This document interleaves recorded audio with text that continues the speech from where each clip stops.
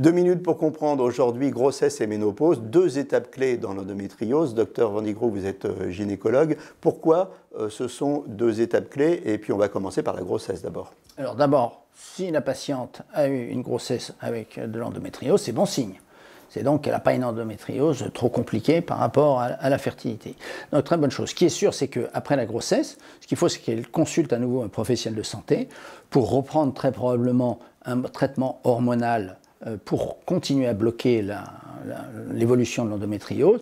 Et comme je le dis souvent, surtout ne pas mettre ou remettre un stérilet au cuivre qui, lui, a un effet contraceptif, mais augmente le volume des règles et donc augmente le risque de développement de l'endométriose.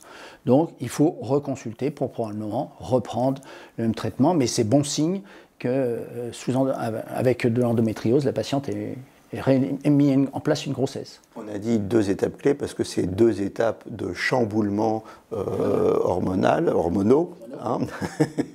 Le deuxième, la ménopause. Alors, après la ménopause, c'est sûr qu'une patiente qui a eu de l'endométriose, on est content qu'elle atteigne la ménopause parce qu'à ce moment-là, elle n'a plus d'hormones. Comme c'est une maladie des oestrogènes, il n'y a plus de règles et on est tranquille. Alors la seule question qui se pose, c'est si la patiente demande un traitement hormonal de la ménopause parce qu'elle a des bouffées de chaleur ou des risques fracturaires, enfin ostéoporose, à ce moment-là, on peut se poser la question du bénéfice-risque parce que, bien entendu, en remettant des hormones, on peut avoir un effet parfois négatif, en particulier au niveau des ovaires. Donc ça, il faut en parler avec son médecin ou un professionnel de santé spécifique.